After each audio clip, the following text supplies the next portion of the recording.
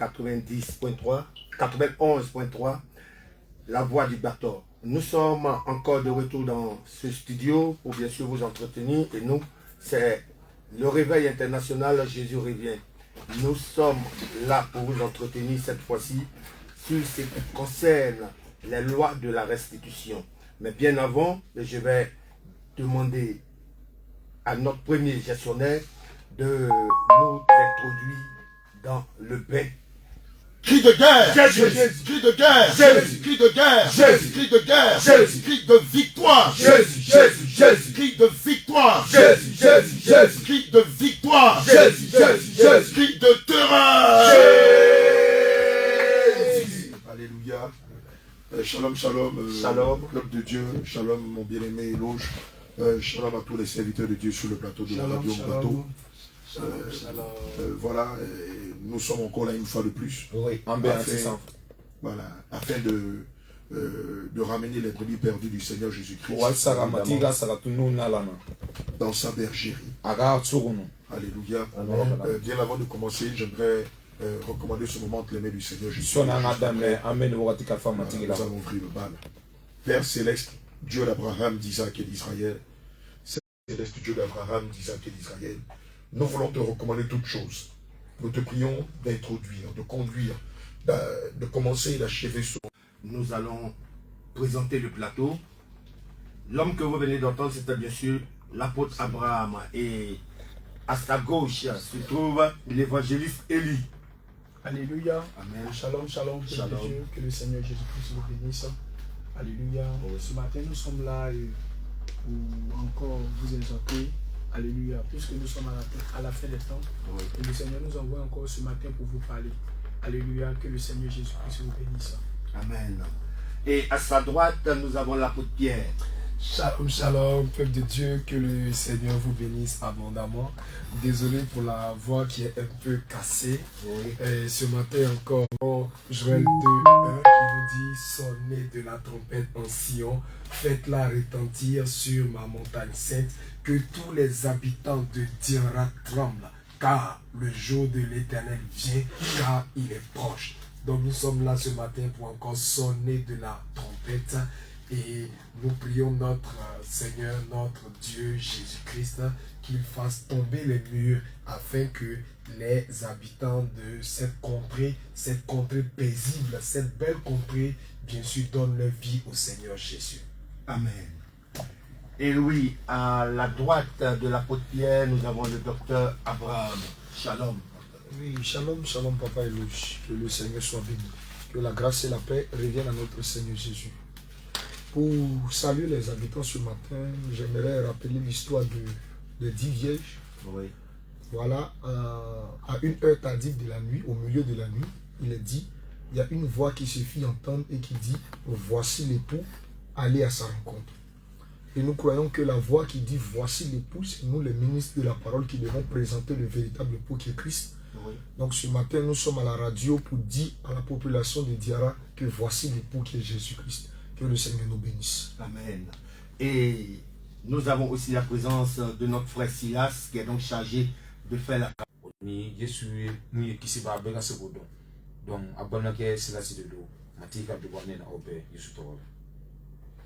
Amen. Ok, voilà, ainsi présenté le plateau. Nous allons tout de suite nous tourner vers l'apôtre Abraham pour entamer donc le prêche de ce jour. Sinon l'éducation de Dieu. Amen. Amen. Peuple de Diara, que la paix, que la sagesse, que l'intelligence de notre Seigneur Jésus nous habite pleinement. Alléluia. Amen. J'aimerais qu'on prenne le passage d'Ézéchiel 22, verset 11. Amen.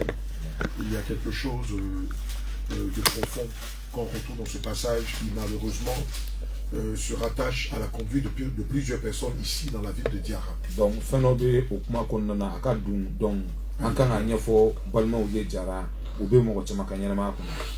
Ézéchiel chapitre 22 verset 11. Amen. Au milieu de toi, Oui. chacun se livre à des abominations avec la femme de son prochain. Chacun se souille à l'insecte avec sa belle-fille. chacun déshonore sa sœur, fille de son père. Alléluia. Amen. Malheureusement, c'est un constat qui est amer. L'inceste est rentré dans les mœurs de plusieurs dans la ville de Diarra. Et c'est devenu, on va dire, une commune mauvaise habitude. Je ne vous cacherai pas, là où je vous parle, je ne dirai pas les noms, mais nous sommes confrontés à une telle situation.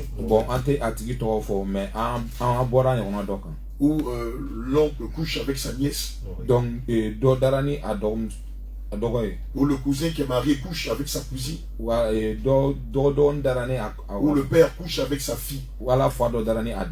Or, ces choses, selon Ézéchiel 22, verset 11, Dieu les qualifie d'abomination. J'entends des gens qui vont dire, mais moi je ne suis pas chrétien, donc je ne suis pas concerné. Frère, nous l'avons bien signifié. Le vendredi dernier, toute la parole de Dieu s'adresse à toute l'humanité. Et donc qu'on soit chrétien ou pas, animiste ou pas, catholique ou pas, musulman ou pas, athée ou pas, cette parole-là, si nous allons à l'encontre de cette parole, elle nous condamne. Donc tous ceux qui sont ici à Diarra et dans les alentours, qui vivent l'inceste, qui ont des rapports incestueux avec leurs sœurs, avec leurs propres filles, avec leurs cousines, avec leurs nièces, avec leurs petits-fils, ou avec leurs petites-filles, sont sous la condamnation de Dieu. Parce que comme on vient de le lire, Dieu est contre les rapports sexuels consanguins. C'est ce qu'on appelle les rapports sexuels consanguins. Alléluia. Amen. Or, Dieu qualifie ce type de rapport d'abominable. Il parle même de souillure. Alléluia.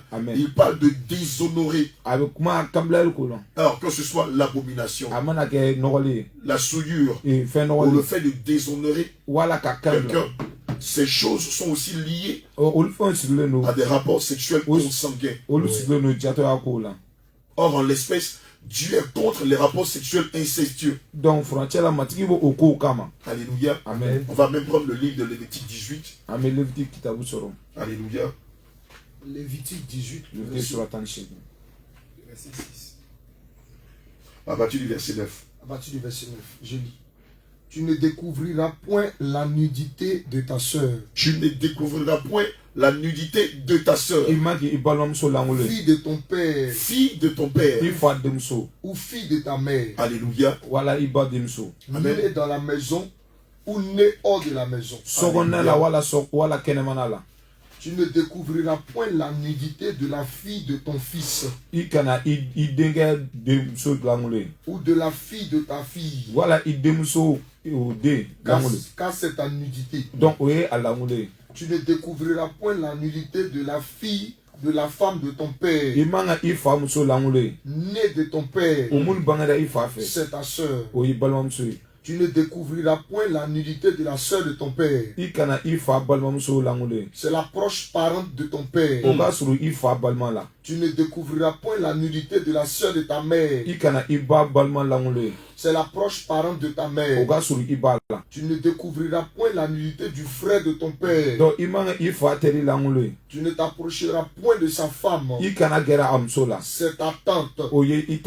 Tu ne découvriras point la nudité de ta belle-fille. C'est la femme de ton fils. Tu ne découvriras point sa nudité. Tu ne découvriras point la nudité de la femme de ton frère.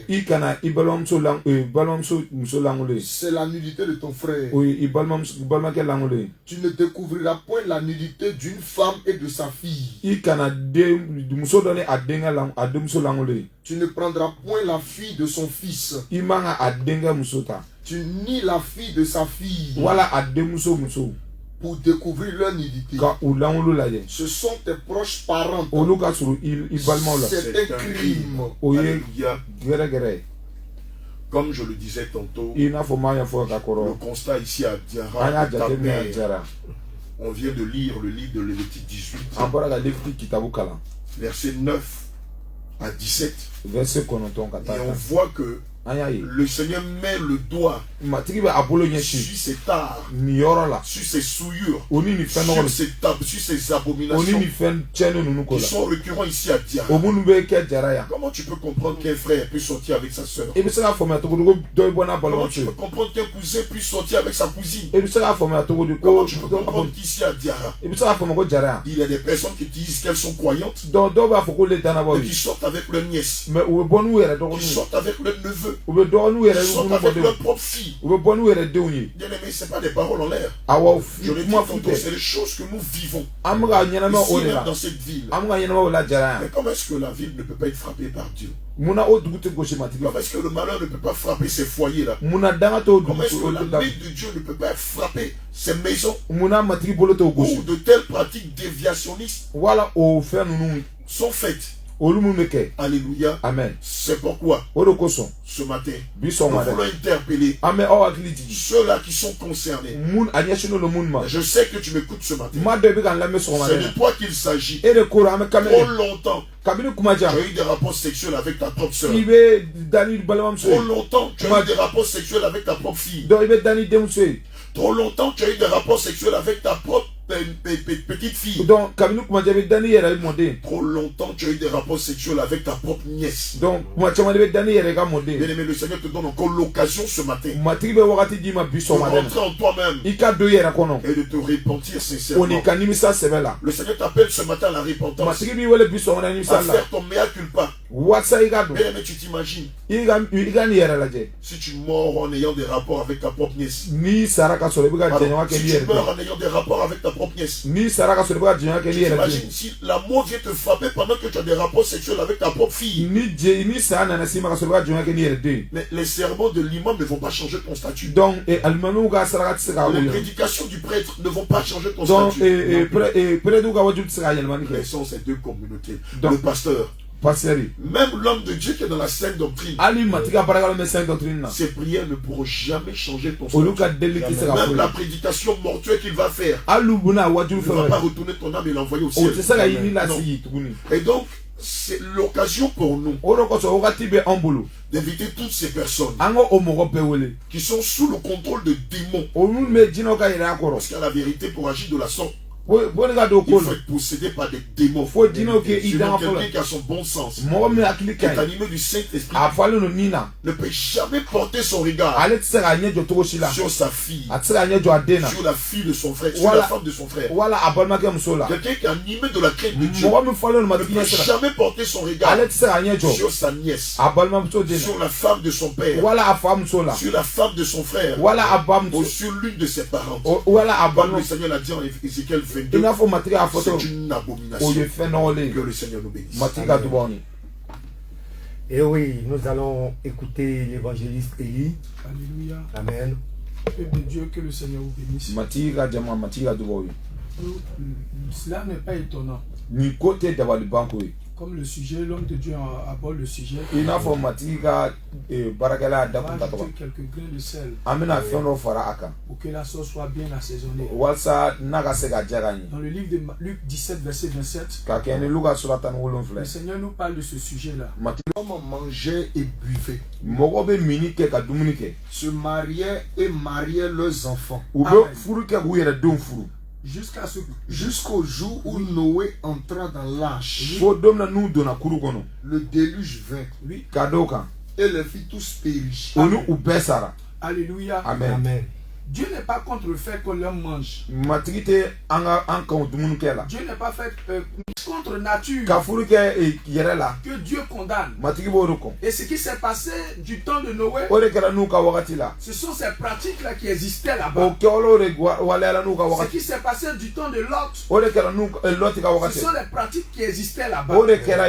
Et plus tard, quand les enfants d'Israël sont sortis de l'Égypte pour rentrer à Canaan, Dieu a mis en garde les enfants d'Israël. Dans le livre de Lévitique 18, verset 1, le Seigneur nous dit quelque chose là. Lévitique 18, verset 1 jusqu'au verset 5. L'homme de Dieu a déjà lu le verset 6. L'Éternel parla à Moïse. Donc voilà ce que l'Éternel dit à Moïse. l'Éternel parla à Moïse. Parle aux enfants d'Israël. Et tu leur diras, je suis l'Éternel, votre Dieu.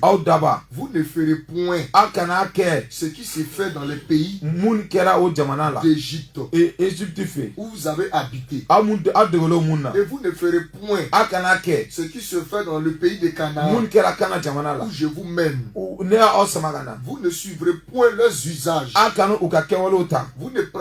Vous pratiquerez mes ordonnances. Vous observerez mes lois.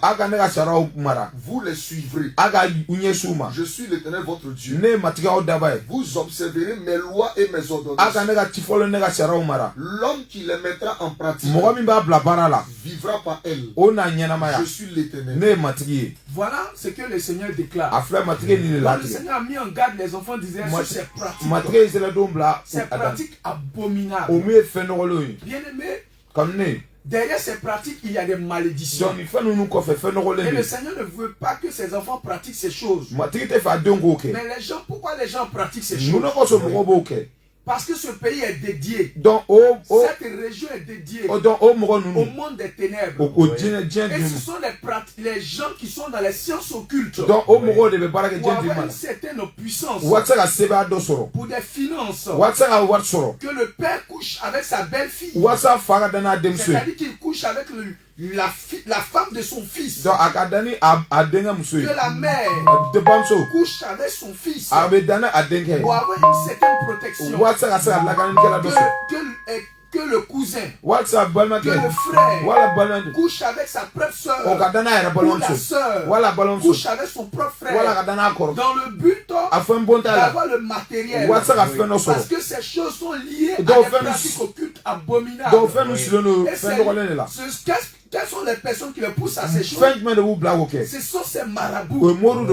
Ce sont ces marabouts dans le but d'avoir des puissances et des pratiques occultes. Et des alliances sont tissées. Il faut voir ces enfants qui naissent par ces rapports.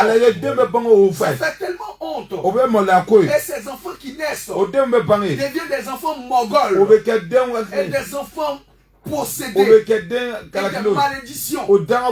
Et ces choses affectent la famille. Mais le Seigneur envoie ses serviteurs.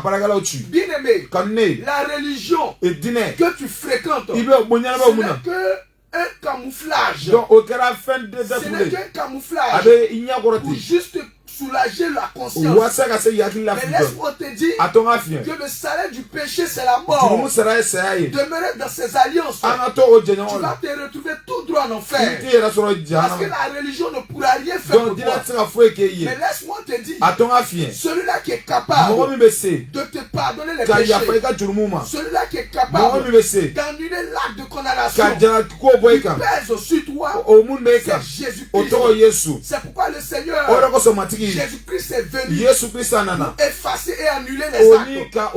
Parce que ces pratiques existaient depuis très longtemps. Mais derrière ces pratiques, il y a des puissances, il y a des finances qui sont mises dedans. Parce que le diable, pour accuser le peuple de la région de Diara, pour accuser la région du Nord, parce que ces pratiques ne sont pas faites seulement à Diara, mais dans toute la sous-région. Pour accuser les gens. Alors pour être libéré de ces choses, bien aimé, celui-là qui est capable de te libérer de cette malédiction, de retirer l'abomination, il s'appelle Jésus-Christ. Et pour obtenir la délivrance, laisse-moi te dire, les sacrifices que tu vas faire, les sacrifices que tu vas jeter au carrefour, les sacrifices que tu distribues, ces choses que tu donnes aux gens, les gnomis que tu donnes aux gens, les sucres, les carreaux de sucre que tu donnes, les pièces de sang que tu donnes, dans le but d'avoir le pardon. Tu ne peux jamais avoir le pardon de tes péchés. Même les jeûnes que tu fais, tu ne peux pas avoir le pardon de péché. Pour avoir la rédemption et le pardon du péché, c'est Jésus-Christ seulement.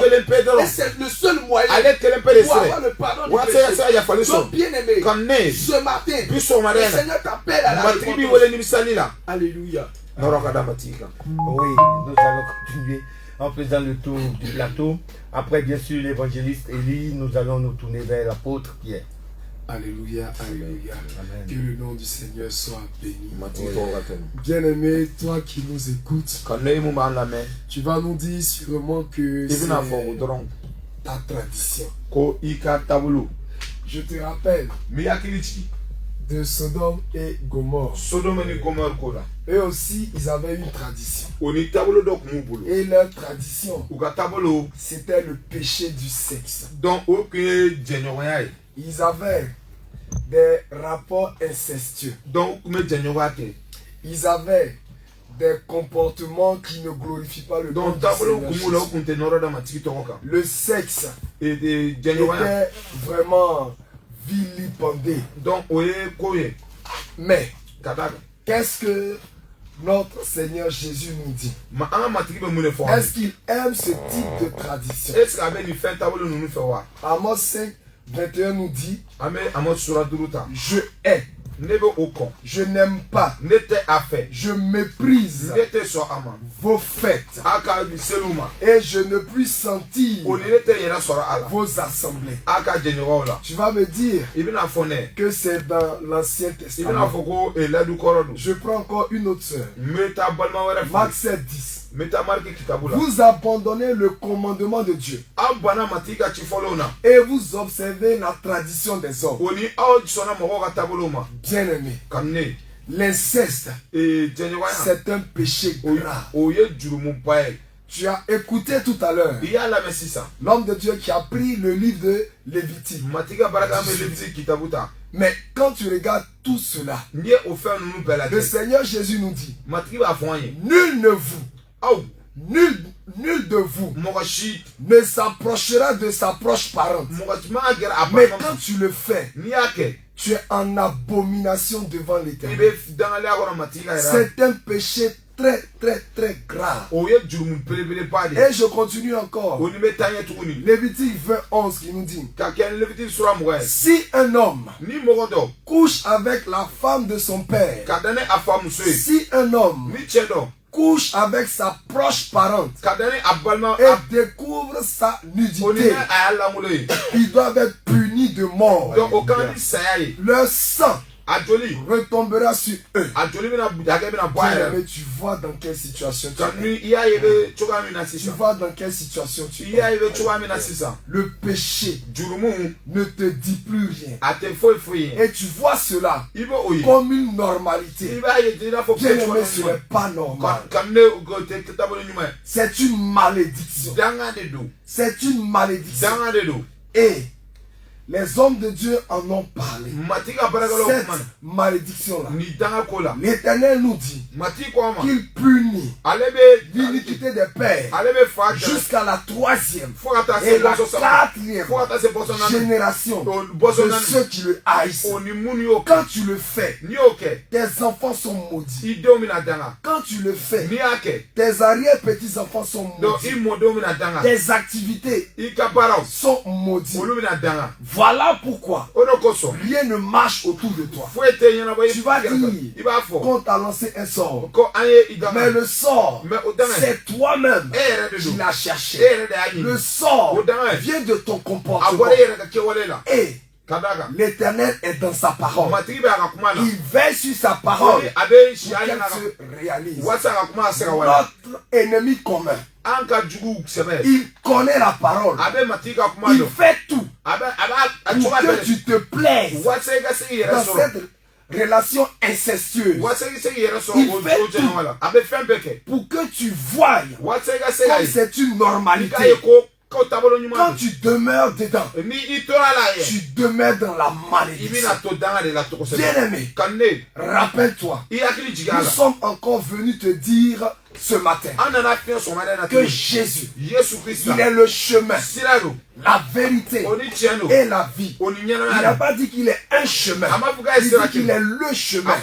Il est le seul qui peut te permettre de sortir de cette malédiction. Alors je t'en supplie, n'hésite pas, Viens à Jésus.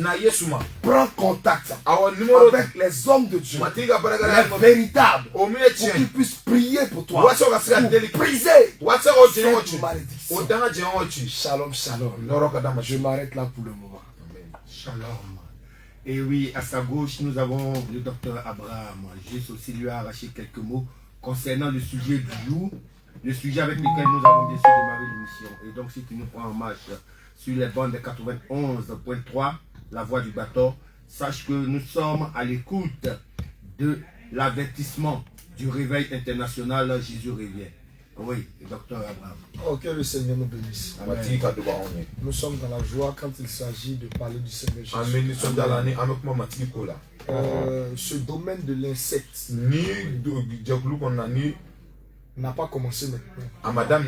Parce que dans la Bible, il y a une question d'origine.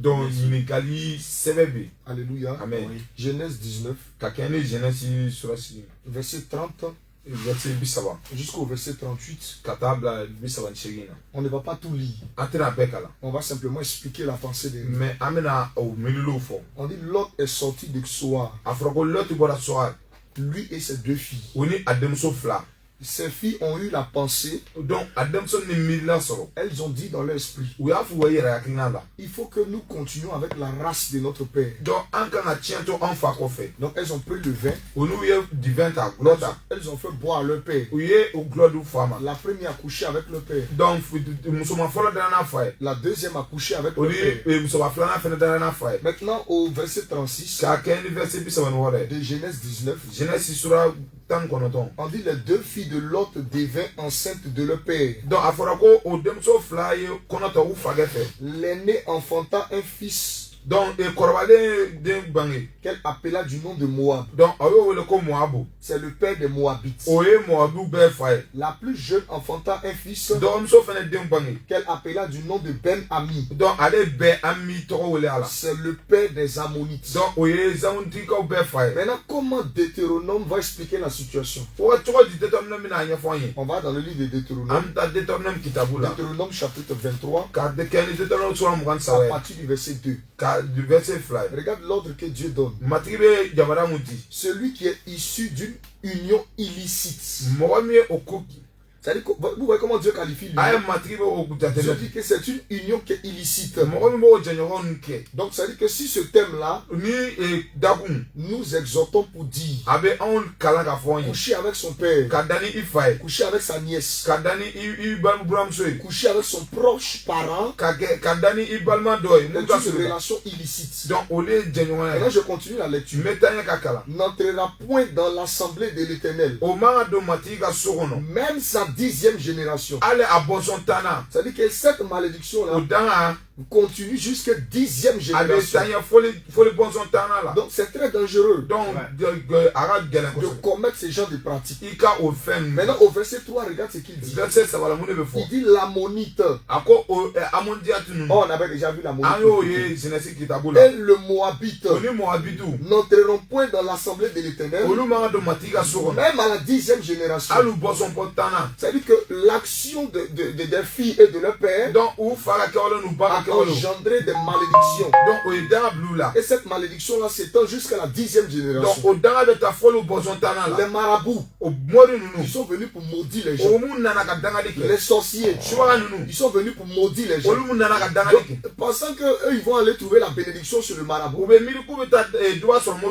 marabout connaît cette science-là. Il sait que c'est la malédiction. Donc pour maudire toute la famille, on va leur donner ce conseil-là. Couche avec ta nièce, couche avec ta soeur. En réalité, il est maudit. La bénédiction ne peut jamais être chez un marabout. Les marabouts sont des agents de Satan. Et les agents de Satan viennent pour maudire. Ils ne viennent jamais pour bénir. Je ne sais pas si on se suit. Nous allons prendre Esdras. Le livre de Esdras. Je vais prendre rapidement ici. Alors, si quelqu'un peut m'aider aussi avec la recherche. Le livre de Esdras, le chapitre 9, verset 1. Ça parle toujours de la même situation. Esdras 9, verset 1. Voilà, Esdras 9, verset 1. Je vais descendre rapidement pour aller prendre ça. Esdras 9, où tu te trouves prophète. Esdras 9, verset 1. Oui. Après cela fut terminé. Après cela fut terminé, les chefs s'approchaient de moi en disant: le peuple d'Israël, les sacrificateurs et les Lévites ne se sont point séparés des peuples de ces pays. Ils imitent leur abomination. Ils imitent leur abomination. Celle des Cananéens, des Hétiens, des Phérésiens, des Jébusiens, des Ammonites, celle des Ammonites. Donc, c'est-à-dire que cette pratique-là est une abomination. Amen. Dans l'eau. En réalité, le marabout doit emmener tous ses adorateurs ou tous ses clients à adorer le diable. Or, le diable, lui, vient avec la pensée contraire de la volonté de Dieu. Donc, quand le marabout donne ce conseil, c'est pour que les gens vont contre la parole de Dieu.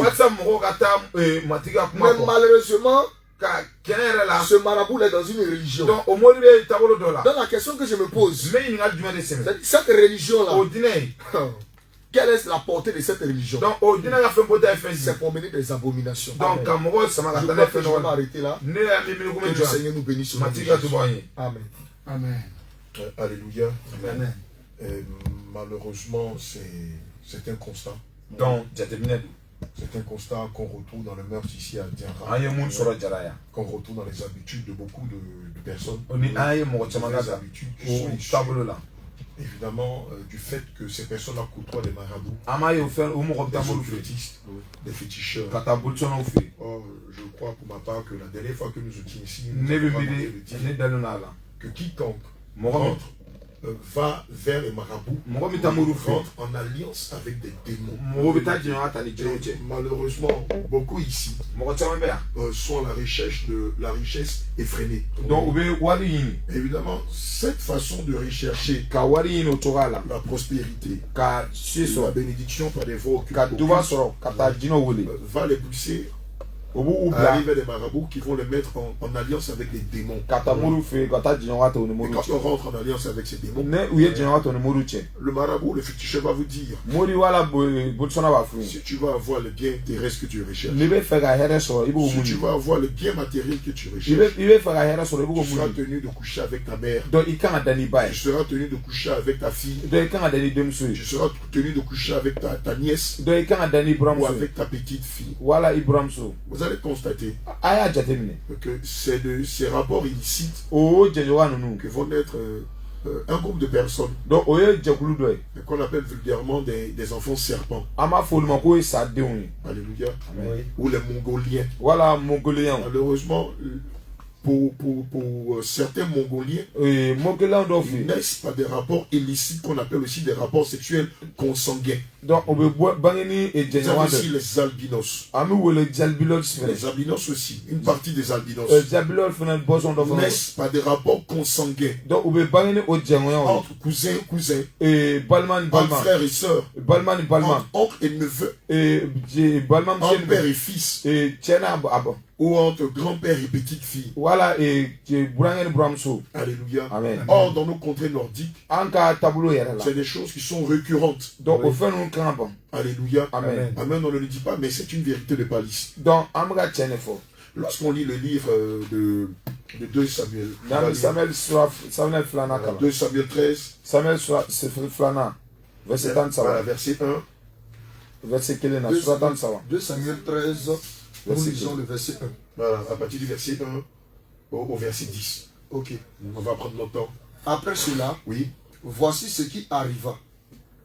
Absalom, fils de David, avait une sœur qui était belle et qui s'appelait Tamar. Oui. Et Amon, fils de David, l'aima. On retrouve encore le même nom.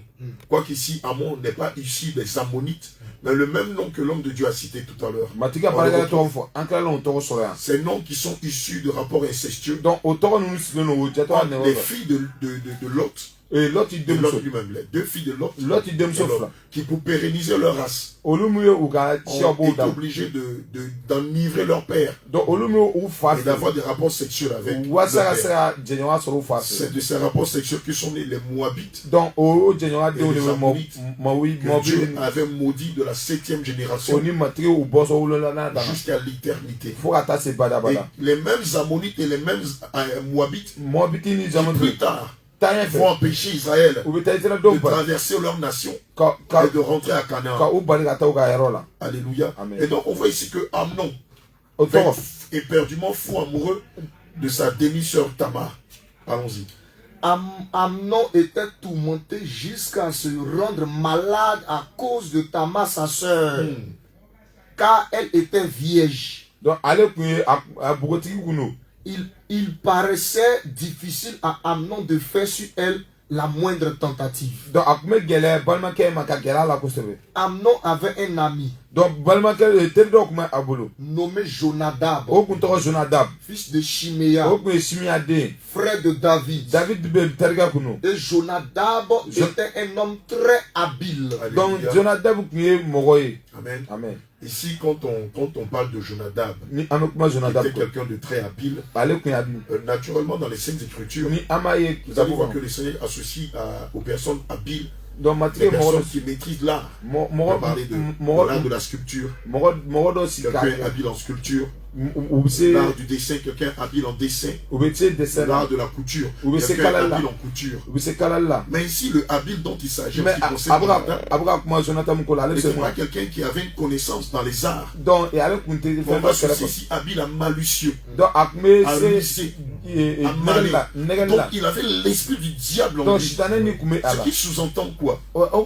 Tu as un ami à qui tu dis tu es penchant pour ta soeur, pour ta demi-soeur, que de t'interrompre, de t'empêcher de prospérer dans le mal. Cet ami-là va t'enfoncer dans le mal en disant voilà comment, voilà la manière ou la manie par laquelle tu vas faire tomber ta soeur. Malheureusement, c'était l'attitude de Jonadab. Or, ici à Diarra, nous avons beaucoup de Jonadab qui connaissent le statut de leur frère, qui savent que leurs amis couchent avec leur propre soeur, qui savent que leurs amis couchent avec leur propre maman, couchent avec leur propre cousine, mais que de les ramener à l'ordre. Non, ils ne font que les enfoncer avec beaucoup d'habileté. Ils ne font que les pousser à pécher contre Dieu et contre leur propre âme. On peut dire d'eux que ce sont des fils de Jonadab. Alléluia. Amen. Au verset 4, oui. Il lui dit: pourquoi deviens-tu ainsi chaque matin plus maigre? Toi, fils de roi, ne veux-tu pas me le dire? Amnon lui répondit: j'aime Tamar, sœur d'Absalom, mon frère. Jonadab lui dit: mets-toi au lit. Voici la malice qu'il va utiliser pour pousser son meilleur ami à coucher avec sa propre sœur. Donc, mets-toi au lit et fais le malade. Quand ton père viendra te voir, tu lui diras: permets à Tamar, ma soeur, de venir me donner à manger. Qu'elle prépare un mets sous mes yeux, afin que je le voie et que je le prenne de sa main. Amnon se coucha et fit le malade. Et regardez la ruse avec laquelle Jonadab va parler à son ami. Mais cette ruse-là, elle est tangible dans la vie de tous ceux-là qui couchent avec leurs sœurs. Donc, regardez la malice. Regardez la manie avec laquelle ils vont trouver des manies, ils vont trouver de la ruse. Hier, on nous signifiait que un monsieur malheureusement couche avec sa propre cousine.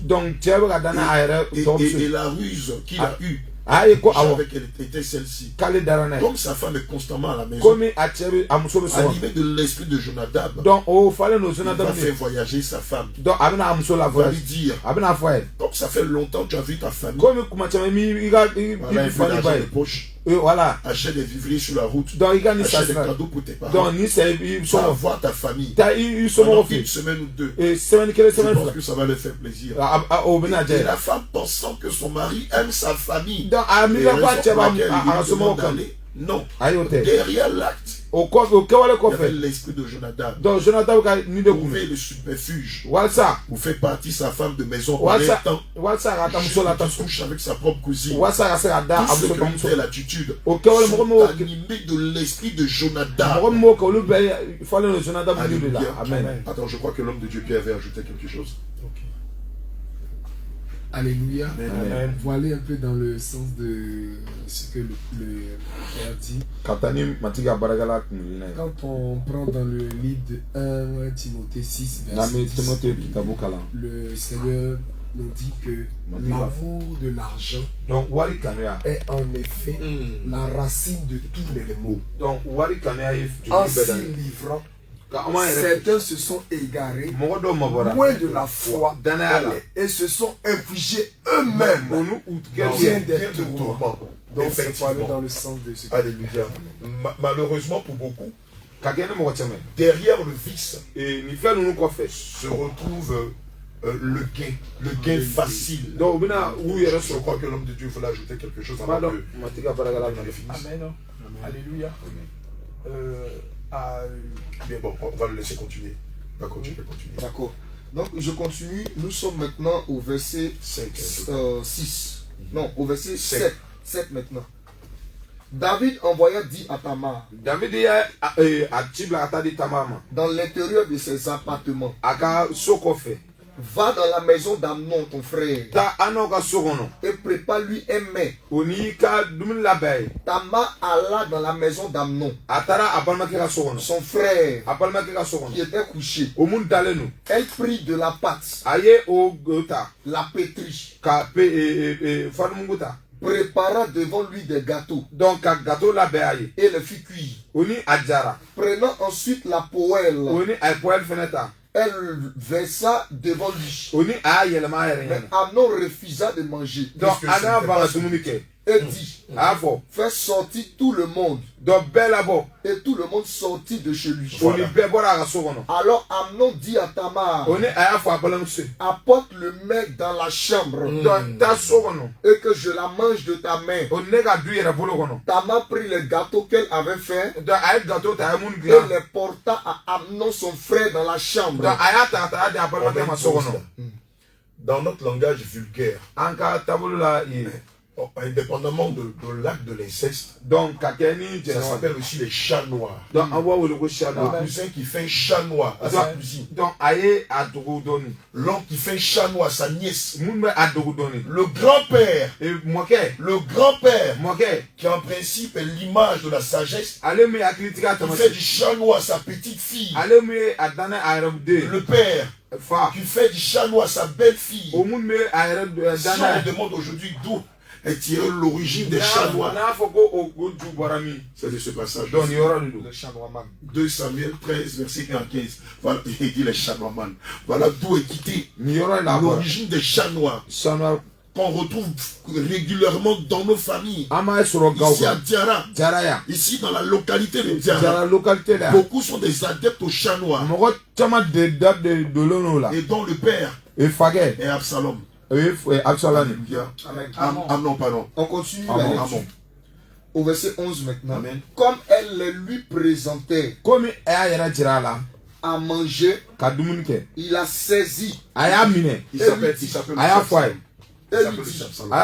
viens, couche avec moi, ma soeur. Elle lui répondit, non mon frère, ne me déshonore pas, car on n'agit point ainsi en Israël. Ne commets pas cette infamie. Au-delà de l'abomination, on a le mot infamie. On dit que de l'acte est extrêmement grave. Mais on ne le fait pas ici. On le retrouve en Lévitique 20. Au verset 17. Lévitique chapitre verset 20. 17. On retrouve cette interdiction dans le livre de Lévitique 20 au verset 17. Si un homme prend sa sœur, fille de son père, ou fille de sa mère, s'il voit sa nudité et qu'elle voit la sienne, c'est une infamie. C'est une infamie. Ils seront retranchés sous les yeux des enfants de leur peuple. Voilà ce que la parole dit. Alléluia. Amen. Amen. Et regardez la conséquence. Regardez la conséquence. Dans Lévitique ou bien dans Lévitique 20 verset 17. Regardez la conséquence. On dit, il a découvert la nudité. Ils seront retranchés sous les yeux des enfants de leur peuple. Il a découvert la nudité de sa sœur. Il portera la peine de son péché. Voilà ce que Tamar est en train de dire à Absalom. Il n'en est pas ici. Il n'en est point ici. Dans notre nation d'Israël. Le Seigneur parle d'infamie. Et je dis que quand on parle d'infamie, c'est un péché extrêmement grave. Il dépasse même le caractère de l'abomination. Et malheureusement, c'est des choses qu'on retrouve ici à Diara. On peut continuer à lire. Au verset 13. Où irai-je avec ma honte? Et toi tu serais comme l'un des infâmes en Israël. Maintenant je te prie par le roi. Il ne s'opposera pas à ce que je sois à toi. Maintenant le verset 14. Regardez son comportement. Mais il ne voulut point l'écouter. Il est obstiné. Il lui fit violence. La déshonora. Coucher avec elle. Donc c'est ce que l'homme de Dieu disait. Ils font de force. Tout à fait. Mettre tous les moyens en place. Ce sont des violeurs. Par exemple, la situation qu'on a, si tu ne couches pas avec moi, je ne paye pas tes études. C'est la violence. Si tu ne fais pas ceci, je ferai cela. D'autres même attrapent les filles de force pour avoir des rapports avec elles. Voici leur origine. Alléluia. Bien-aimé, comme le dit le livre d'Ézéchiel, le Seigneur nous envoie ici à Diara pour sonner la trompette.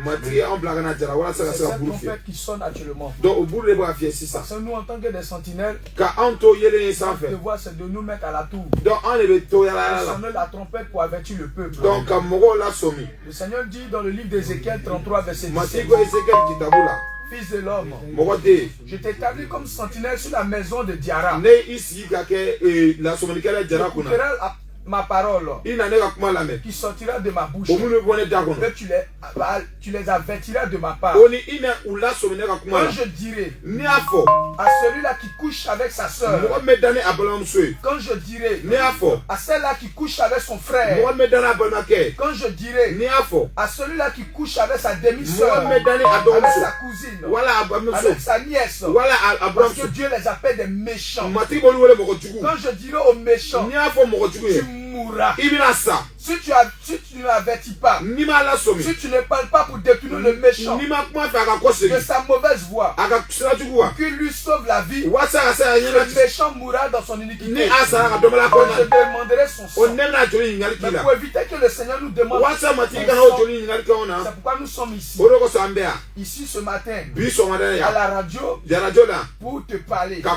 Parce que la radio émet jusqu'à plus de combien de kilomètres? À 12 kilomètres. Parce que ma voix seule, je ne peux pas me mettre au carré. Et aller crier, réponds-toi. Les sexes.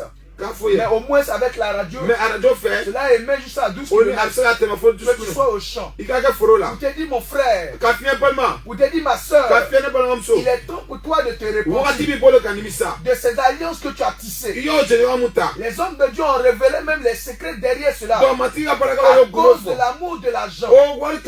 À cause de l'amour de l'argent, les hommes se sont livrés à ces pratiques. Mais aujourd'hui, et tu veux sortir, mais à cause de ces liens, derrière ces liens, il y a des puissances puissants démoniaques. Ce sont des entités très puissantes. Alors tu ne peux plus arrêter.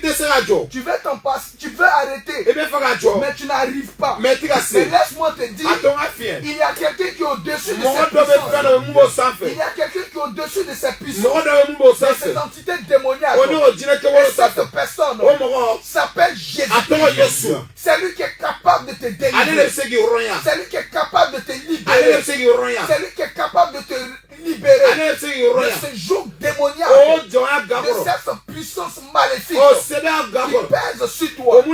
Parce que c'est d'alliance que tu as tissé. Laisse-moi te dire, tous ceux que tu as connus, qui ont pratiqué ces choses abominables, sont jetés en enfer, sont précipités dans le feu de mort. Et le Seigneur dit qu'à cause de ces personnes, le séjour des morts ouvre grandement sa gueule, outre mesure, pour attirer ces personnes.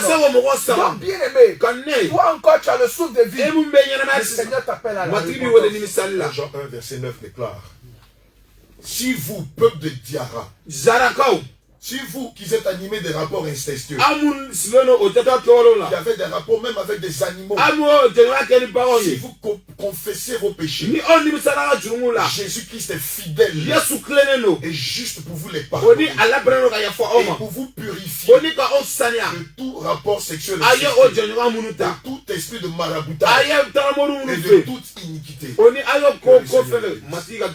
Homme de Dieu, même si cela date de très longtemps, que tu aies des rapports sexuels, que tu es femme, que tu es marié aujourd'hui, mais laisse-moi te dire, l'alliance que tu as fixée, cette malédiction va te suivre, et même tes enfants vont répéter les mêmes choses, même si ça date de 30 ans, même si ça date de 35 ans, 40 ans, 70 ans, cette condamnation pèse sur toi. Alors quel que soit ton âge, quelle que soit la durée de l'acte, maintenant, les serviteurs de Dieu sont ici à Diara. Ils vont prier pour toi, pour que cette malédiction quitte sur toi. Donc pendant que tu nous écoutes, je te conseille d'appeler maintenant pour que le Seigneur puisse te libérer. Mets mon téléphone et on va te donner notre position géographique. Tu vas venir et on va prier pour toi, pour que cette malédiction quitte sur toi. Il y en a plusieurs qui sont dans les églises. Qui sont dans les églises. Mais je connais ces pratiques. Mais ces pratiques pèsent sur eux. Le Seigneur vous appelle aussi à venir rapidement. Sans rien. On ne vous demande pas un sou. Laissez votre argent à la maison. Laissez vos biens à la maison. Mais venez vous-même. Pour que le Seigneur vous libère. Parce que nous sommes au temps de la fin. Et la trompette est déjà dans la bouche. Il est temps pour toi maintenant de te repentir, de retirer cette condamnation sur toi. Parce que si tu meurs avec cette abomination, tu seras jeté en enfer. Alléluia. Amen. Alléluia. Amen. Bien-aimé, toi qui nous écoutes, c'est cela l'amour de Dieu. C'est cela l'amour de Dieu. Dieu veut. Dieu ne veut pas que le pécheur meure, mais qu'il se répand. Pourquoi est-ce que la plupart de nos frères et sœurs font cela? Ils ont été trompés. Ils ont été trompés. On leur a dit, c'est une source de puissance. On leur a dit, si tu le fais, tu vas avoir de l'argent. Tu vas prospérer. À cause de l'amour de l'argent, ils sont tombés dans ces choses. Mais regarde, quand tu regardes Lot, ses filles l'ont enivré. Ils l'ont enivré. Toi aussi qui le fais. Tu vois, quand tu es ivre, comment est-ce que tu marches? Tu n'as plus ta tête. Toi aussi, lorsque le marabout te parle, tu es enivré. Tu n'as plus ta tête. Et tu tombes dans ces choses. Mais regarde, c'est un mensonge. C'est un mensonge. mais qui est le père du mensonge. Bien-aimé, que cela ne te choque pas. Jean 8, 44. Vous avez pour père le diable. Et vous voulez accomplir les désirs de votre père. Il a été meurtrier dès le commencement. Il ne se tient pas dans la vérité. Donc ceux-là qui te conseillent cela, ils ne se tiennent pas dans la vérité. Ils ont pour père le diable.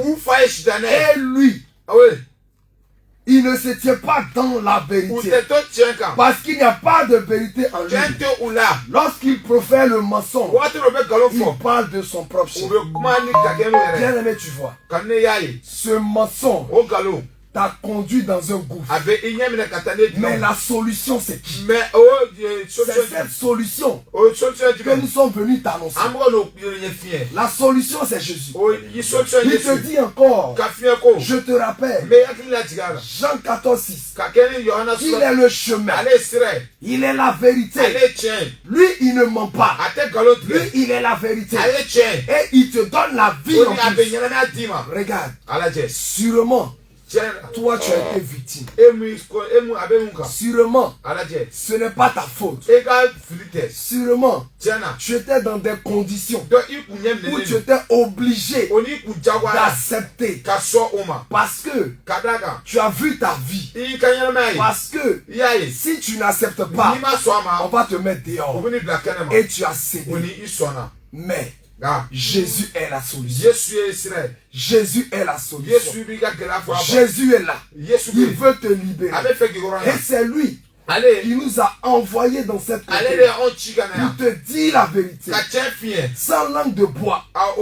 Parce que dans ton assemblée, on ne peut pas te dire on a besoin de ta dîme et de ton offrande. Mais le Seigneur Jésus, il est mort pour toi, pour que tu aies la vie. Il est mort pour toi, pour que tu sauves ton âme. Mais si tu veux sauver ton âme, viens à Jésus. Réellement. Parce qu'il dit dans le psaume 147 au verset 3, il guérit ceux qui ont le cœur brisé. Et il pense leur blessure. Et je termine avec ça. Dans le livre de Jean 8, 36. Si donc le Fils vous a franchi, vous serez réellement libre. Jésus-Christ est là. Il veut t'affranchir. Il attend simplement que tu fasses ce qu'il faut.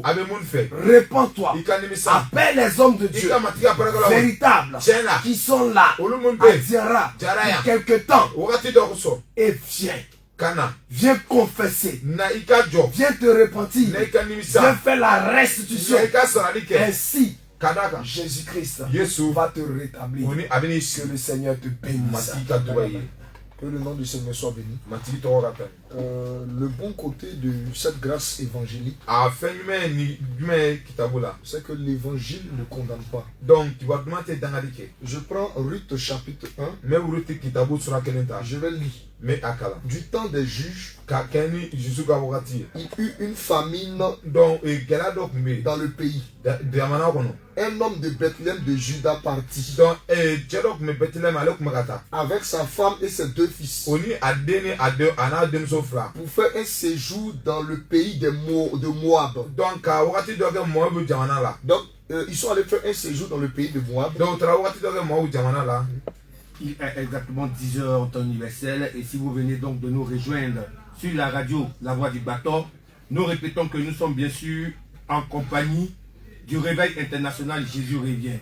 Et si vous nous prenez en marche, le thème abordé en ce matin, c'est d'abord l'inceste et ses conséquences.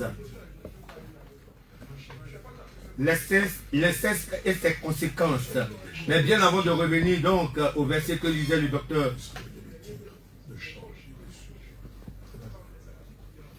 donc, bien avant de revenir à ce que disait le docteur Abraham, nous allons donc tout de suite rappeler les numéros. Alléluia. Oui. Pour nous contacter, oui, vous pouvez appeler au 07 07 32 72 74. Je reprends. Mais c'est là 2 fois 07 07 32 72 72 74. Vous pouvez aussi appeler au 01 43 49 01 18. Je répète encore. 01 43 49 01 18. Alléluia. Et si vous êtes ici à Diara et que vous voulez rencontrer les hommes de Dieu, vous pouvez donc vous rendre à la maison du commissaire Kone Nabalassé, juste en face de l'antenne Mauve. Et là, vous serez bien reçus par les différents hommes de Dieu. Oui, et docteur Abraham. Donc nous étions en train de dire qu'ils sont allés faire un séjour dans le territoire. Dans le territoire de Moab. Mais il y avait une jeune fille moabite qu'on appelait Ruth. On a vu que les Moabites sont sortis d'une relation illicite. Mais cette jeune fille moabite, elle a pu rentrer en Israël. Elle a pu être rachetée par Boaz. C'est par là que nous disons, c'est vrai, tu peux être né dans une relation illicite. Tu peux avoir pratiqué une relation illicite.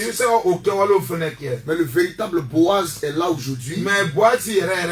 C'est notre Seigneur Jésus-Christ qui va enlever la malédiction pour que tu aies accès à l'assemblée de l'Éternel. Donc tout espoir n'est pas perdu. Je sais qu'il y a des fils de Dieu qui m'écoutent. Et j'aimerais vous parler selon la voix de votre Père.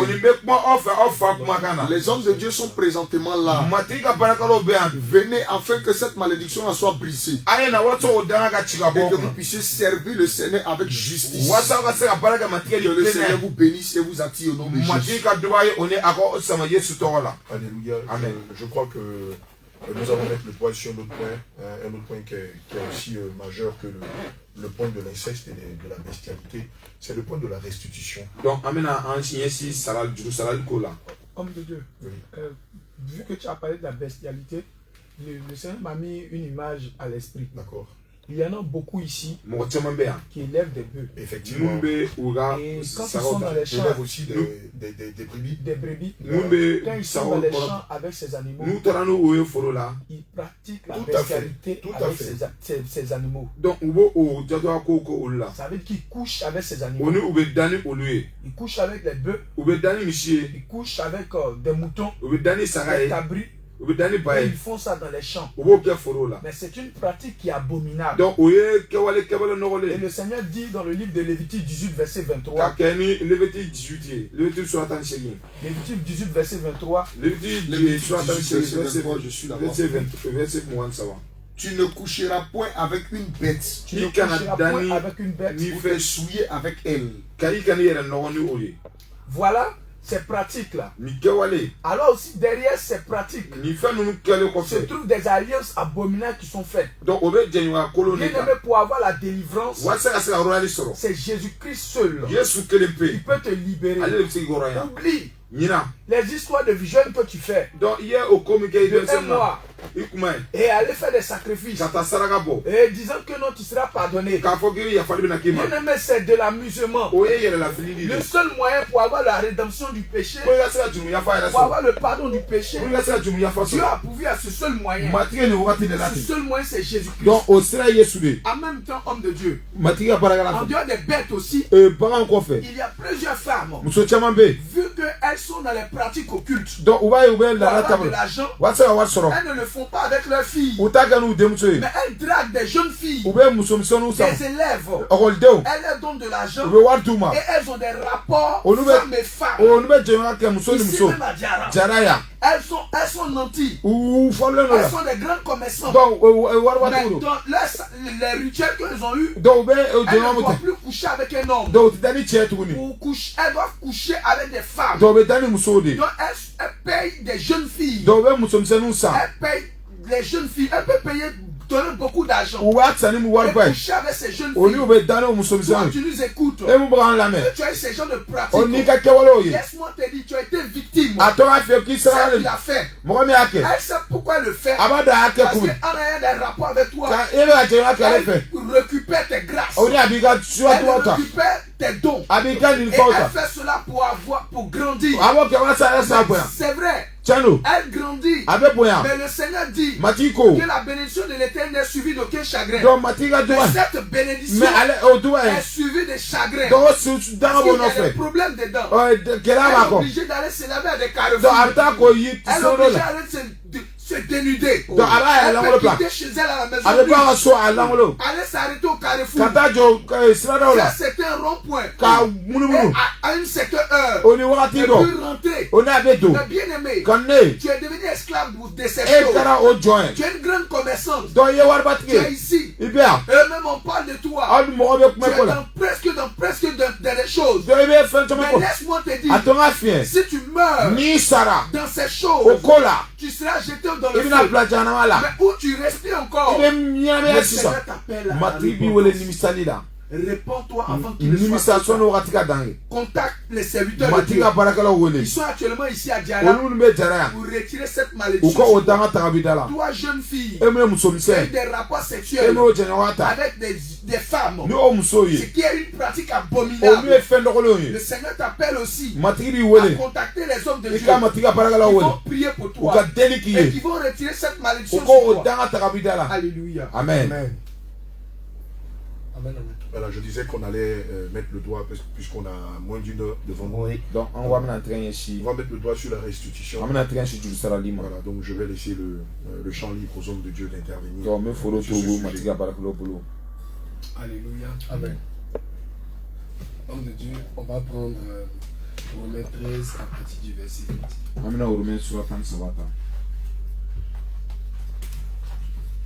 Et le Seigneur nous dit: ne devez rien à personne, si ce n'est de vous aimer les uns les autres. Et lorsqu'on vient dans le livre de Luc 19 avec Luc 19 à partir du verset 8, on va verset Luc 19, 8. Luc 19, verset 8. Mais Zachée, se tenant devant le Seigneur,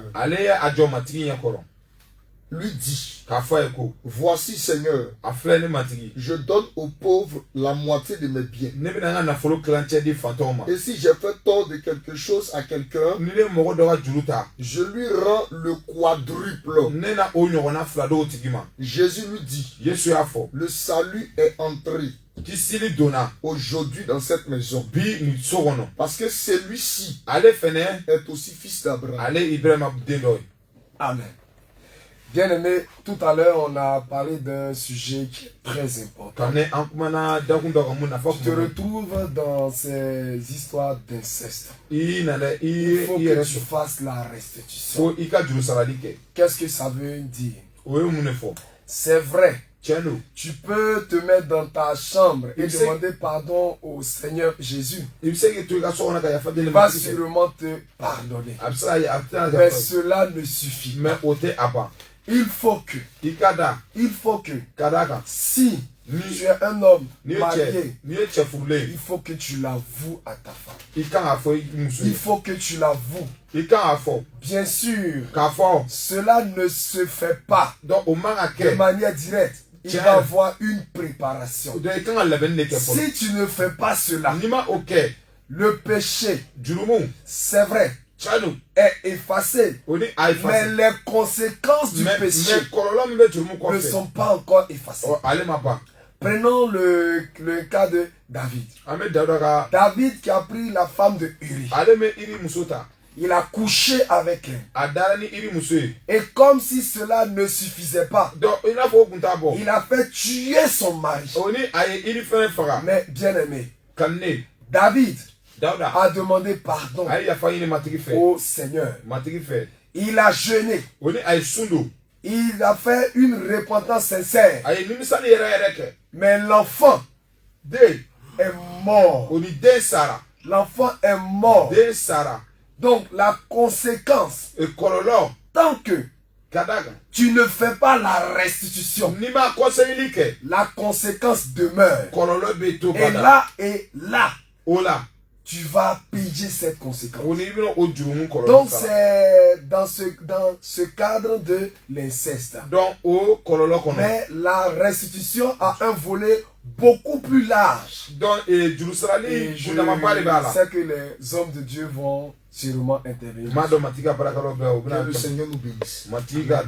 On va prendre 2 écritures pour définir le cadre de la restitution. Exode 22, verset 1. Exode chapitre 22, verset 1. Oui. Je lis la parole de Dieu avec respect. Exode chapitre 22, verset 1.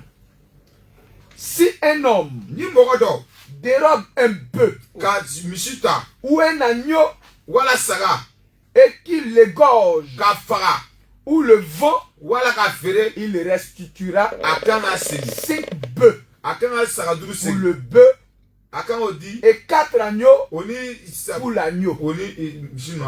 Amen. Au travers de cette écriture, la restitution intervient dans le cadre du vol ou dans le cadre d'objets mal acquis. Donc, je donne une deuxième écriture pour enchaîner. Nombre chapitre 5, le verset 7. Nombre 5, verset 7. Je vais commencer à lire à partir du verset 6, comme je suis un peu déjà là-bas. Amen. Parle aux enfants d'Israël. Lorsqu'un homme ou une femme péchera contre son prochain en commettant une infidélité à l'égard de l'Éternel et qu'il se rendra ainsi coupable, il confessera son péché et il restituera. C'est-à-dire, dans ce genre d'espèce-là, la confession seule ne suffit pas. Il restituera dans son entier l'objet mal acquis, en y ajoutant un 5e. Il le remettra à celui envers qui il s'est rendu coupable. Donc, dans le cadre du vol d'objets ou bien d'objets mal acquis, la confession seulement ne suffit pas. Il faut ajouter à la confession la restitution. C'est dans ce cadre-là que le livre de Romains dit: ne devez rien à personne. Donc celui qui est fils de Dieu, qui se rend compte que dans le parcours de sa vie, avant qu'il n'ait connu Christ, il a volé le bien commun. Il a volé le bien de l'État. Il a volé son père. Il a volé sa mère. Et qu'il vient à Christ, il va confesser qu'il a volé. Nous disons Amen. Mais il doit restituer. Voilà, la restitution doit se faire ici dans ce cadre. Alléluia. Amen. Alléluia. Amen. Et beaucoup de personnes ici à Diara se retrouvent dans ce genre de cas. Ils ont pris les biens d'autrui. La fois dernière, on avait un peu parlé. Ils ont volé l'héritage des enfants d'autrui. Et ils se promènent avec cet héritage-là. Ils ont vendu le bœuf de quelqu'un. Ils ont tué le bœuf de quelqu'un. Ils ont volé les brebis de quelqu'un. Et ils se promènent avec ce bien-là. L'Écriture dit que tu dois restituer. Le pardon seulement ne suffit pas. Tu dois redonner l'objet. Que le Seigneur nous bénisse. Que les hommes de Dieu vont ajouter le cas de vol d'animaux. Donc, les bœufs, les brebis, Sarah, même souvent les poules, sont choses récurrentes ici dans la ville de Diara. Pour rappel, je me souviens que la semaine dernière, j'étais au grand marché de Diara avec bien-aimé Moïse. Et on avait appris qu'il avait bien scandale au niveau des bouchers. On croit que la veille, des dozos étaient venus arrêter des bouchers. Donc, apparemment, avaient volé des bœufs, avaient acheté des bœufs volés.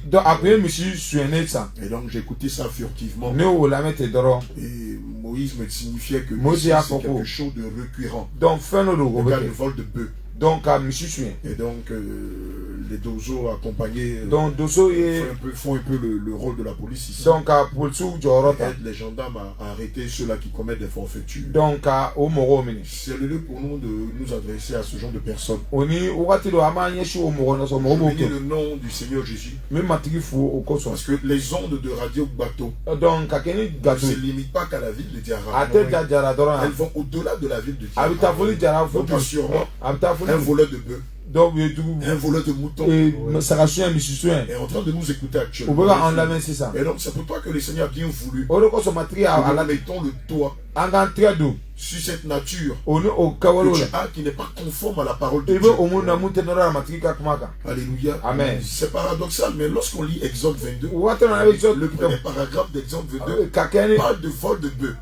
J'aimerais qu'on lise le passage. Le premier passage d'Exode 22 parle de vol de bœuf. Exode 22, verset 1. Or, le vol de bœuf, c'est récurrent ici à Diarra. Donc, si un homme dérobe un bœuf ou un agneau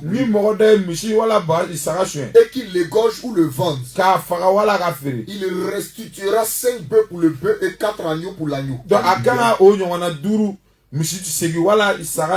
ce que les Écritures disent. Celui-là qui va voler un bœuf ou un agneau, qui l'égorge ou qui le vende. Or ici en l'espèce c'est quelque chose de récurrent. La vente de bœuf volé. La vente de bœuf volé. La consommation de bœuf volé. L'achat de bœuf volé.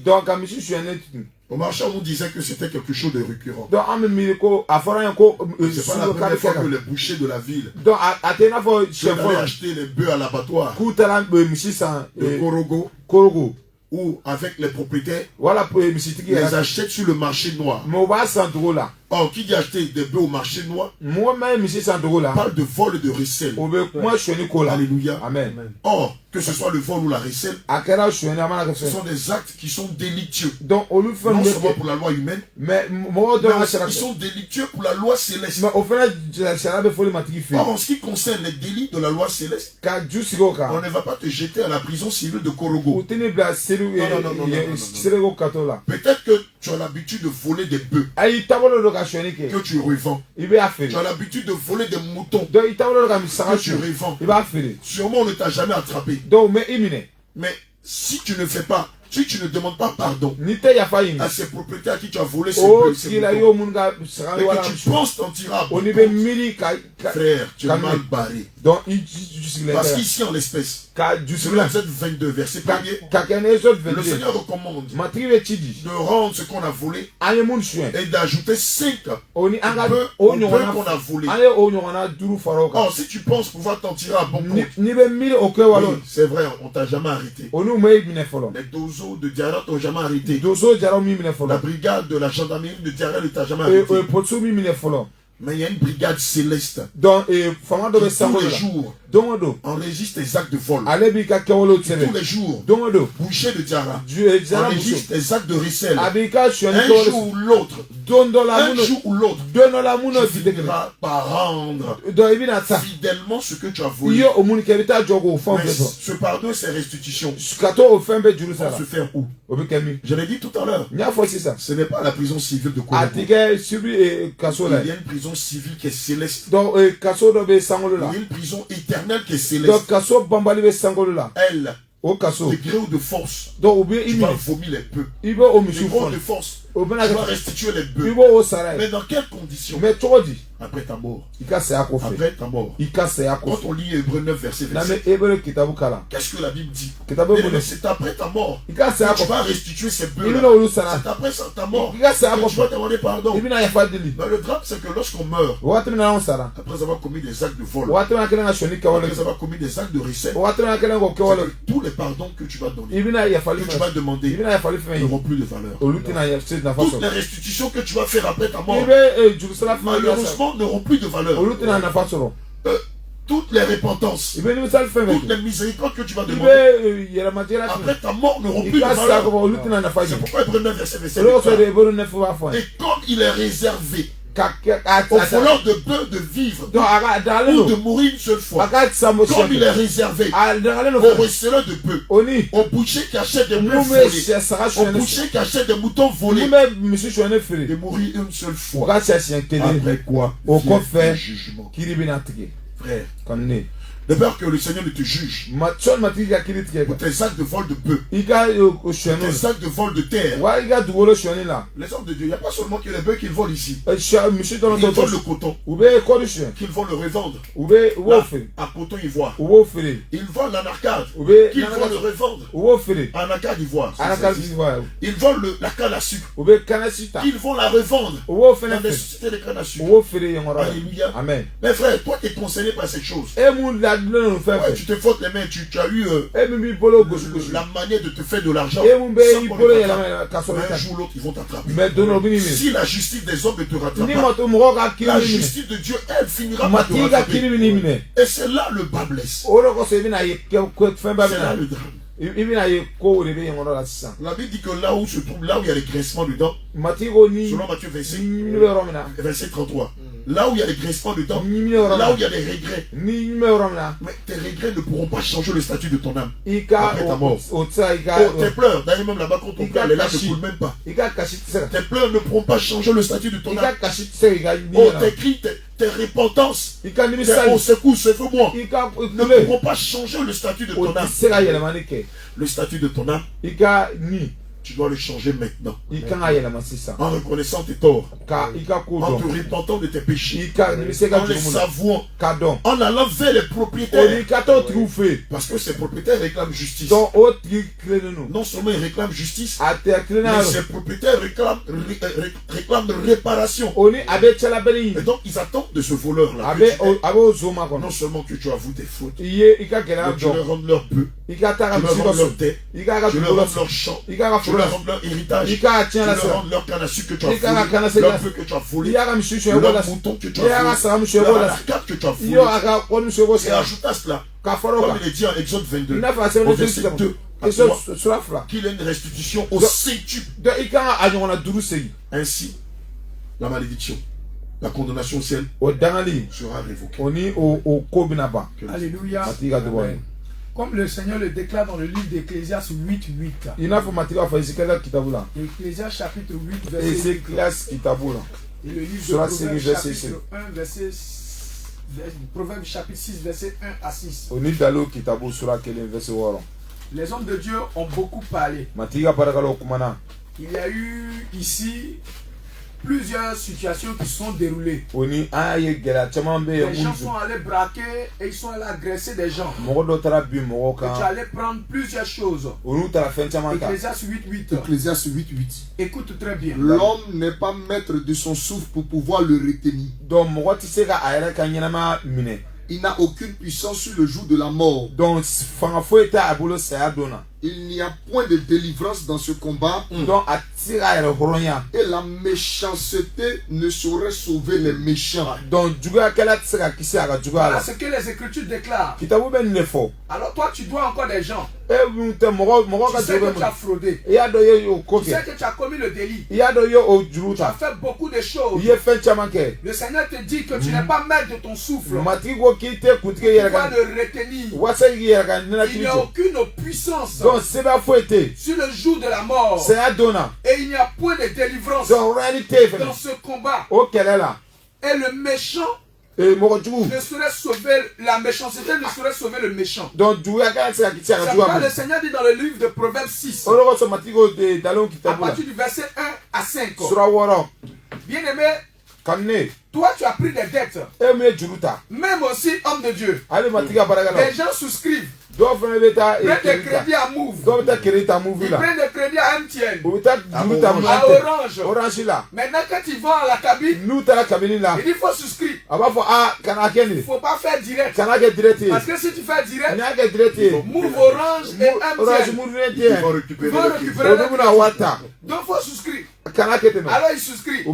Alors la dette reste. Mais le Seigneur dit dans le livre de Proverbes 6, verset 1 à 5, écoute très bien. Mon fils, si tu as cautionné ton prochain, si tu t'es engagé pour autrui, si tu es enlacé par les paroles de ta bouche, si tu es pris par les paroles de ta bouche, fais donc ceci. Mon fils, dégage-toi. Puisque tu es tombé au pouvoir de ton projet, va, prosterne-toi et fais-lui des insistances auprès de lui. Ne donne ni sommeil à tes yeux, ni assoupissement à tes paupières. Dégage-toi comme la gazelle de la main du chasseur, comme l'oiseau de la main de l'oiseleur. Oui, alléluia. Donc ici, lorsque tu prends une dette, tu es sous le pouvoir de ton prochain. Et le Seigneur te dit que tu dois te dégager. Parce que ici, là, tu es déjà sur une emprise. Donc ce que tu dois faire, il faut faire des instances. Va voir celui-là à qui tu dois. Et va faire des instances. Va plaider. Va avouer l'acte. Va dire la vérité. Va confesser l'acte. Pour que ce péché-là te soit pardonné rapidement. Parce que si tu demeures dedans, le Seigneur dit, dégage-toi comme une gazelle. Pourquoi? Parce que si le Seigneur parle de gazelle, ce qui veut dire qu'il y a un chasseur. Et le chasseur, c'est le lion. Le lion, selon les Écritures, c'est le diable. Il rentre comme un lion rugissant. Et il cherche qui va dévorer. Il cherche celui-là qui a les dettes. Il cherche celui-là qui ne paye pas. Il cherche le voleur qui ne veut pas faire la restitution. Il cherche la femme adultère qui ne veut pas. Il cherche la femme adultère. Le diable cherche la femme adultère qui a trompé son mari. L'homme adultère qui a trompé sa femme et qui refuse de dire la vérité à sa femme. Qui refuse de confesser l'acte. Il cherche le fils qui a volé sa mère et qui refuse de faire la restitution. Il cherche des agents qui travaillent ici même à la mairie, qui volent l'entreprise, qui volent la mairie et qui déclarent que je fais des quêtes. Ils cherchent des personnes qui font de la fraude dans les institutions, dans les entreprises, et même au sein de l'État, qui font des fraudes. Oui. Il est fonctionnaire d'État. Il est sur la route. Il surveiller. Qu'est-ce qu'il fait? Quand il arrête les chauffeurs de tricycle, il va prendre de l'argent. Non pas parce qu'ils sont en fraude, juste parce qu'il a une tenue. Et cet argent-là ne rentre pas dans les caisses de l'État. Cet argent rentre dans sa propre poche. Frère, tu es un corrompu. Et le Seigneur t'appelle voleur. Toi aussi, le Seigneur ne t'a pas donné d'être corps habillé dans le but d'estorquer des fonds, mais dans le but d'assurer la sécurité des personnes et des biens. Toi aussi, tu as appelé à faire la restitution. Cet argent que tu prends sur la route, avec les chauffeurs de Baka, avec les chauffeurs de car, avec les motos, avec les chauffeurs de tricycle, c'est de l'argent sale. Cet argent est maudit. Si tu ne te répands pas, alors à toi. Alléluia. Le Seigneur dit dans le livre de... concernant un soldat romain, s'est approché du Seigneur et il pose la question, qu'est-ce qu'il doit faire? Et le Seigneur répond à ce soldat que tu dois vivre de ton salaire et non du salaire de la corruption. Tu dois vivre de ton salaire parce que l'État t'a donné un salaire. Dans ton salaire, chaque fin du mois, tu dois vivre de ça. Mais puisqu'il est impudique, puisqu'il est dans les magouilles, donc pour vivre, son salaire ne suffit plus. On va lire l'écriture. Luc chapitre 3 verset 14. Oui. Des soldats aussi lui demandaient. Et nous, Que devons-nous faire? Il leur répondit, ne commettez ni extorsion, ni fraude envers personne, et contentez-vous de votre solde. Mais quand on va plus loin, dans nos hôpitaux, ici à l'hôpital de Diarra, malheureusement, il y a des infirmiers qui ont tendance à faire des affaires sur la vie d'autrui, à faire des affaires sur la vie des tierces personnes. Cette action-là ne se limite pas seulement qu'à l'hôpital de Mon frère, il ne faut pas changer de fréquence, reste toujours sur la fréquence. Oui, oui, et pour revenir au temps, rapidement, nous avons déjà consommé la demi-heure de la deuxième heure. Donc, nous allons rappeler les numéros et puis rappeler aussi où nous trouver. 07 07 oui. 32 72 74. Ok. Je reprends. 07 07 oui. 32 72 74. À votre Abraham. 01 43 49 01 18. Okay. Donc nous continuons toujours. Tu peux répéter le numéro. Répétez encore le numéro s'il vous plaît. 01 43 49 01 18. Ok. Alléluia. Amen. Voilà, nous étions en train de parler aussi du domaine médical. Oui. Malheureusement, vous avez des personnes véreuses qui ont fait le serment d'Hippocrate. C'est-à-dire celui-là de donner leur vie pour les autres. Soigner les autres en ne tenant pas compte de leur rang social, de leur situation, de leur rang politique, de leur situation financière. Et malheureusement, sur le terrain, nous constatons que ce soit ici à l'hôpital de Diarra, que ce soit dans la quasi-totalité de nos hôpitaux, on a beaucoup de personnes, des médecins, des garçons de salle, des infirmiers, des radiologues, des spécialistes, qui, avant de consulter le malade, avant de porter le regard sur le malade, vont exiger qu'on leur verse de l'argent d'abord. Et malheureusement, l'argent qu'ils exigent de nos malades ne vont pas entrer dans les caisses de l'État. Mais l'argent qu'ils vont exiger vont entrer directement dans leur poche. Je donne un exemple tangible, un fait tangible, et je ne veux pas me gêner. À l'hôpital, au CHU de Yopougon, nous avons eu le jeune Samuel qui a eu un accident de moto.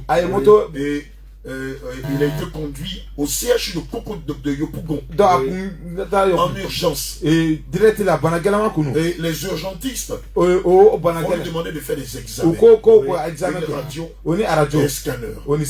Et voilà où se trouve la méchanceté. Le jeune homme est mourant. Il a fait un accident grave. Oui, il a le côté gauche qui est déboîté.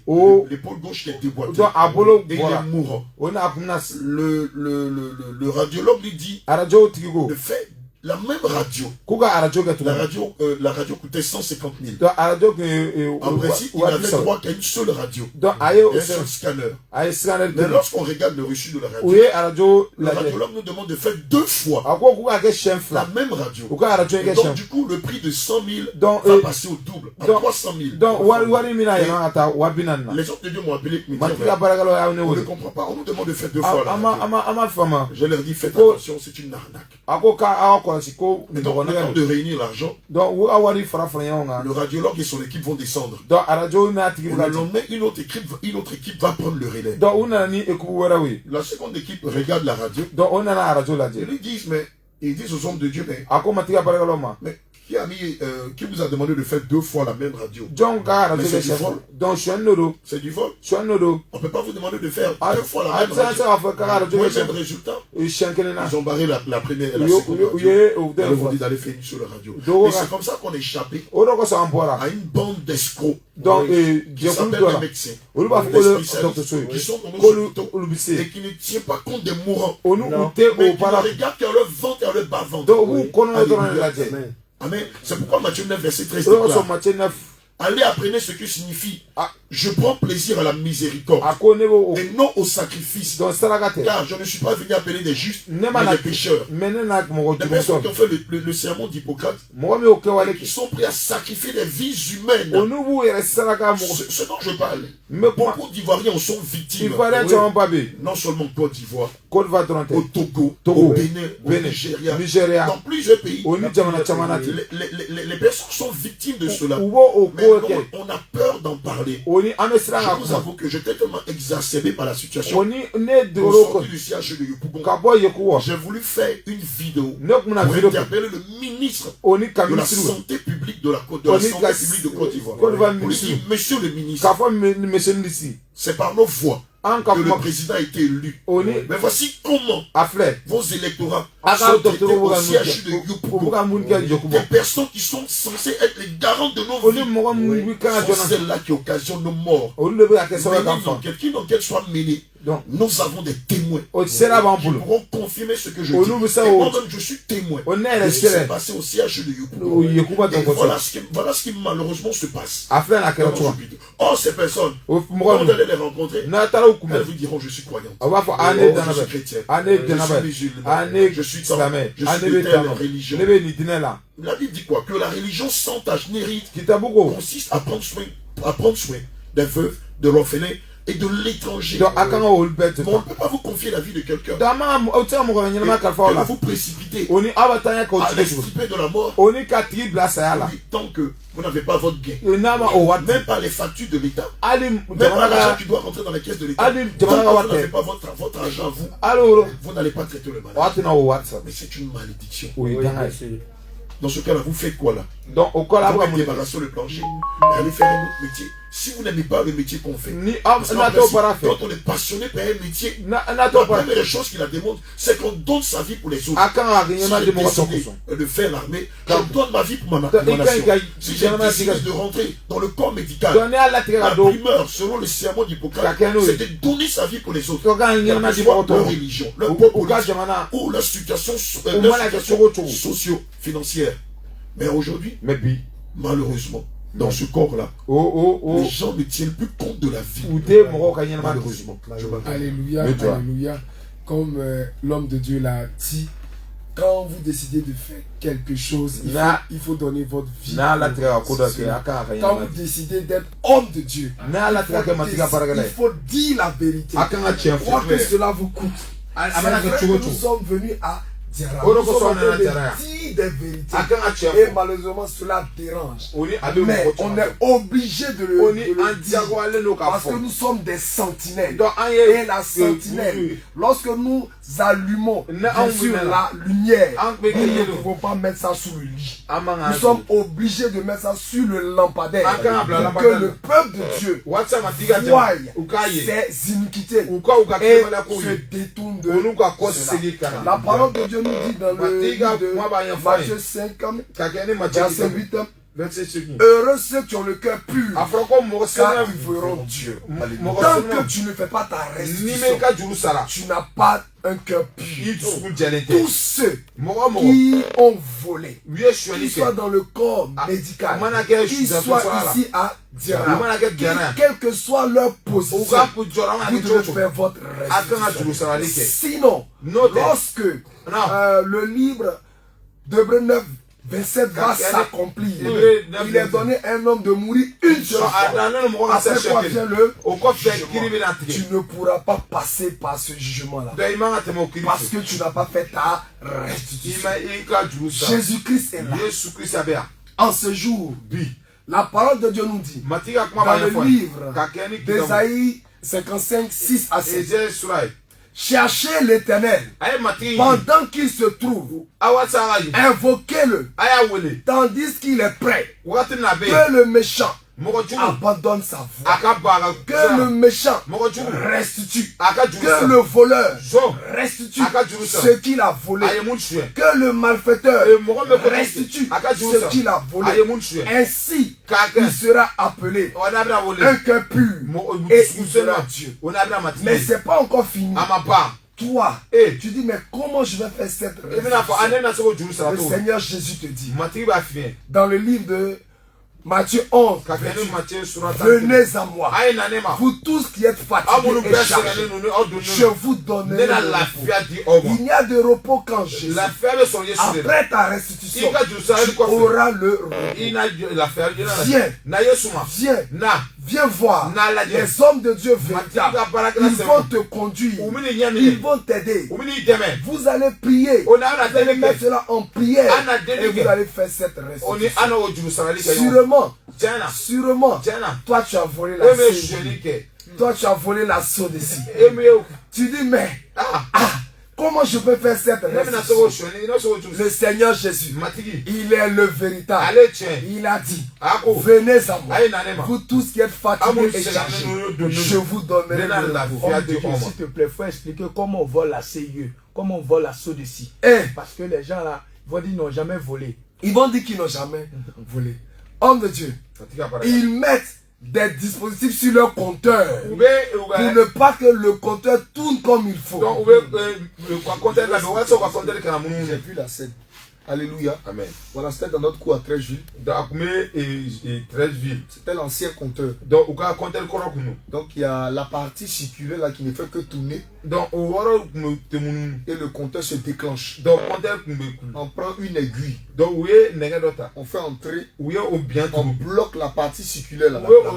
Pour ne pas que ça tourne. C'est comme cela que le compteur est plombé. Je partais à l'église. C'est moi qui surveillais. Voilà, quand on met, c'est moi qui surveille. Voici les agents de CIE. Quand ils arrivent, un jour, les agents de CIE sont venus. C'est dedans. Le but est dedans. Je suis là. Mon papa est là. Toute la famille est là. Mais c'est la grâce de Dieu ce jour. L'agent regarde. Il regarde. Il n'a rien vu. Quand je suis sorti de là, il dit plus jamais. Plus jamais. Et c'est comme cela que les gens font. C'est comme cela que les gens font. Surtout avec les anciens compteurs. Voilà pourquoi les compteurs aujourd'hui ont changé. Je sais qu'ils ont toujours des stratégies. Il y a d'autres, ils font avec les tuyaux de Sodeci. Comment ils agissent? Il faut aussi préciser que même quand vous avez un compteur et que vous donnez du courant à quelqu'un, que vous encaissez, c'est encore du vol. Parce que vous n'êtes pas censé livrer ou bien fournir. C'est une concurrence. Voilà. Tout à fait. Exactement. Et là, il faut faire le compteur de saut déloyal. Ils font avec le compteur de saut d'ici. Mais là-bas, comment ils font? Ils se mettent sur le dos du compteur de quelqu'un. Donc ils vont mélanger les conduits qui sont sous le sol. De sorte que leur consommation là, ça passe ailleurs. Donc c'est la personne qui paye. Pendant que lui paye 1000 francs chaque mois. Parce que pour lui, il doit tourner au moins les agents vont envoyer une facture. Donc quand on vient, la facture est toujours 1000 francs, 1500. Et sur les voisins, c'est 30 000. C'est 40 000. C'est comme cela que les gens fonctionnent. Il y a d'autres qui vont, quand on était plus petit, il y a un qui allait brancher sur le haute tension. Il paye des fils. Des fils bon marché. Il va connecter sur haute tension. Et c'est le courant là qu'il donne à notre quartier. Et il dit avec les agents de la CIE, les contrôleurs. Quand ils arrivent dans le quartier, il a déjà donné leur pot de vin. Donc, ils font comme s'ils ne voient rien. Ils font comme si de rien n'était. Et beaucoup d'agents de la CIE savent. Beaucoup d'agents de CIE savent. Quand ils viennent en moto, ils font comme s'ils contrôlent. Ils viennent encaisser. Ils sont venus contrôler, ils sont venus encaisser les agents. Maintenant, c'est quand tu refuses de respecter les conditions qu'il va commencer à te menacer. Non, on va te dénoncer à la CIE. Il monte un coup. Il appelle son collègue. Il faut te jouer un agent supérieur. Il faut crier. Il faut crier. En français, il faut déjà foule. Donc lui vient, crie. Et puis l'autre dit, mon patron ne veut rien savoir. Il faut donner. Dès que vous donnez l'argent, les collègues vont dans le maquis à côté, ils vont boire bière. Ils vont jamais donner l'argent à la solution. C'est comme cela que les gens fonctionnent. Nous, on a vu ça de nos propres yeux. Alléluia. Amen. Si tu es dans cette situation, que tu te dis chrétien, entends la voix de la sentinelle. L'objectif n'est pas de te condamner.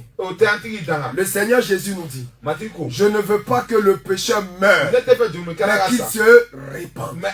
Alors, si tu es dans cette situation, répands-toi, fais ta restitution et tu seras considéré comme un homme qui a un cœur pur. Alors seulement tu pourras voir Dieu. Le Seigneur Jésus, comme il a dit à cette femme, quand on voulait lapider, femme, où sont-ils? Ils ne t'ont pas condamné. Moi aussi, je ne te condamne pas. Voleur, où sont-ils? Ils ne t'ont pas condamné. Le Seigneur Jésus aussi ne te condamne pas. Mais il va dire, va et ne pêche plus. Va, restitue et ne pêche plus. Alors, le Seigneur Jésus t'appelle. Le Seigneur Jésus t'appelle. Et en ce jour, en cette semaine, nous sommes dans cette ville de Diara pour te dire, donne ta vie à Jésus. C'est vraiment un appel pressant pour toi. Les temps sont finis. Sûrement que tu as déjà entendu cela. Mais c'est réel. C'est réel. C'est la vérité. Les temps sont finis. Si tu entends la voix, fais ta restitution. Fais ta restitution et donne ta vie à Jésus. On va ajouter le livre de Proverbes chapitre 10 verset 2. Selon lui second et parole vivante. Alléluia. Proverbe 10 verset 2. Oui. Je suis dans lui second. Oui. Les trésors de la méchanceté ne profitent pas. Mais la justice délivre de la mort. Amen. Dans la version parole vivante, il est dit des biens gagner malhonnêtement, malhonnêtement ne profite jamais. Mais une conduite honnête délivre de la mort.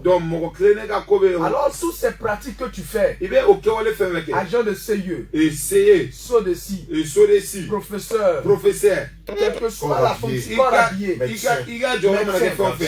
toutes ces choses que tu spécialiste. Et sage-femme, parce qu'elles font ça aussi, accoucheuse aussi, gynécologue, toutes ces choses-là, toutes ces pratiques-là, l'argent que tu gagnes, le Seigneur dit ça ne profite pas. C'est l'argent souillé, c'est de l'argent rempli de la sueur et du sang des hommes. Alors au lieu d'être une bénédiction, cela devient une malédiction. À Soubré, on a eu un témoignage d'un homme qui fait les avortements. L'année dernière, oui. 2024. Il fait des avortements. Et il gagnait de l'argent dedans. Mais il est venu pleurer à notre pied. Il dit, malgré que j'ai eu de l'argent, mes enfants ne sont rien devenus. Donc je regrette. Parce que je sais que j'ai fait tellement de mal. Malédiction. Il n'a rien réalisé dans sa vie. Mais cela n'est pas étonnant. Le Seigneur le dit dans le livre de Deutéronome 5 que lorsque la malédiction vient, elle se répercute sur la première génération, sur la deuxième génération, sur la troisième génération, jusqu'à la quatrième génération. Ce qui veut dire que même si tu as eu un enfant, même si les enfants sont encore dans tes reins, la malédiction de ce que tu as fait va se répercuter sur les enfants de tes enfants, sur tes arrière-petits-fils. Alors mon frère, alors ma soeur, pour éviter cette malédiction, le Seigneur t'appelle à la repentance. le Seigneur t'appelle à la repentance. Dans le livre des Juges, le peuple, les enfants d'Israël ont commencé à servir Baal. Et cela est devenu une condamnation sur eux. Mais lorsque ils se sont débarrassés de ces choses, ils ont détruit l'autel de Baal. Quand Gédéon a détruit l'autel de Baal et il s'est repenti, le Seigneur a tourné sa face. Et c'est en ce moment il a eu la délivrance. Alors pour retirer le joug de la condamnation, pour avoir la délivrance, il te faut une repentance sincère. Il te faut une repentance sincère. Il faut confesser le péché, l'avouer sincèrement, te repentir et avoir le pardon. 2 Chroniques 7, verset 14 à 16. 2 Chroniques 7. Lu par le jeune prophète Paul Abraham. 2 Chroniques 7, verset 14 à 16. Amen. Si mon peuple, ceux qui invoquent mon nom, s'humilie, puis et cherche ma face. Attends, on va traduire. Alors, vas-y. Et s'il se détourne de ses mauvaises voies, je l'exaucerai des cieux. Je lui pardonnerai son péché. Alléluia. Et je guérirai son pays. Amen. Mes yeux seront ouverts désormais. Et mes oreilles seront attentives à la prière. Attentifs à la prière faite en ce lieu. Alléluia. Maintenant, je choisis et je sanctifie cette maison. Alléluia. Pour que mon nom y récite à jamais. Amen. Et j'aurai toujours là mes yeux et mon cœur. Amen. Que le Seigneur te bénisse. Donc si l'homme de Dieu veut traduire, c'est bon? Oui, c'est bon. 2 Chroniques 7, 14. Si mon peuple, ceux qui est invoqué mon nom, s'humilie, prie et cherche ma face, s'il se détourne de ses mauvaises voies, je l'exaucerai des cieux, je lui pardonnerai son péché, je le guérirai de son pays. Donc, bien aimé, nous t'avons donné la voie royale. Nous t'avons donné les rudiments qu'il faut pour que tu te débarrasses de ces comportements qui vont te conduire à la mort. Alléluia. Amen. Amen. Voilà. Nous sommes exactement à 9 minutes de la fin de notre temps d'antenne.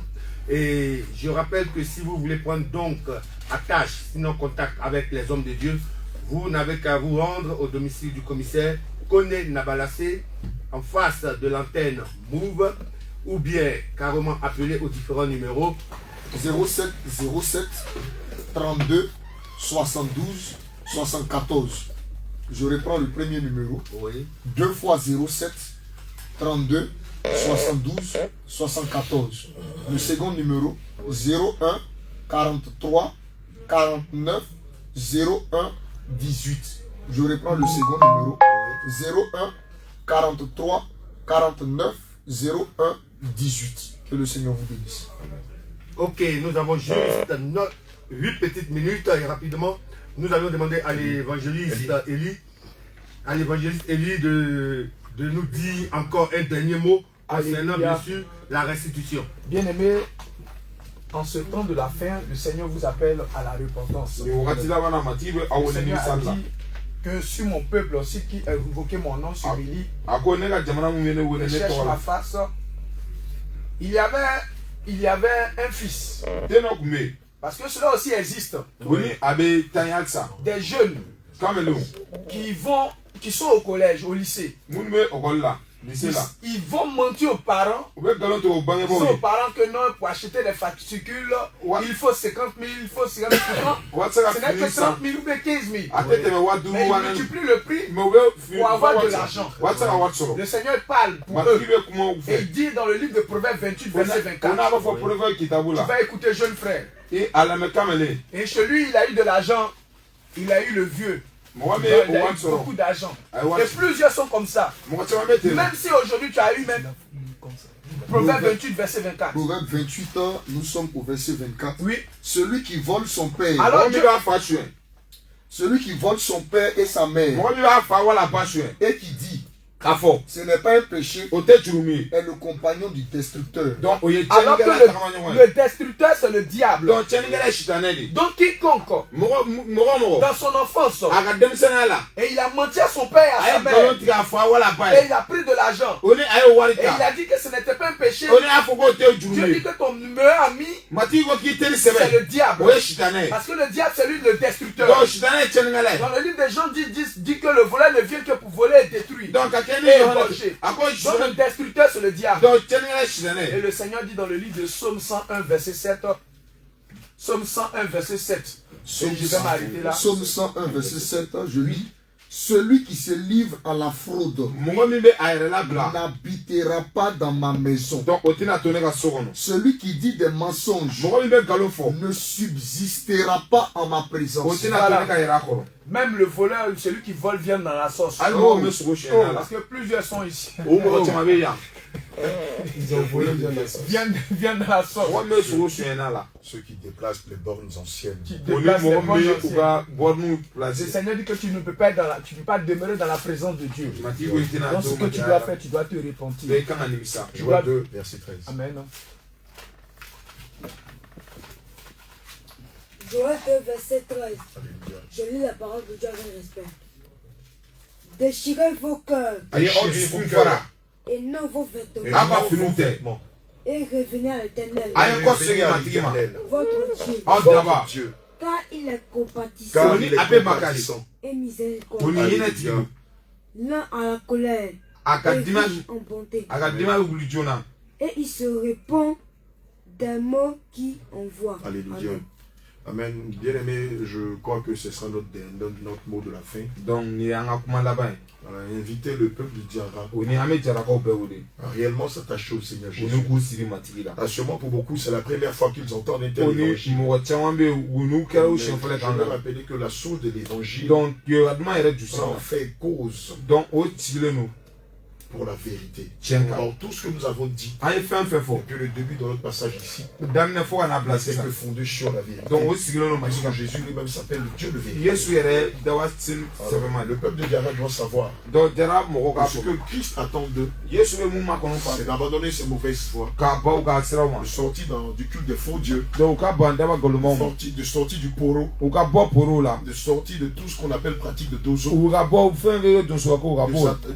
sortir des cultes liés aux traditions, l'adoration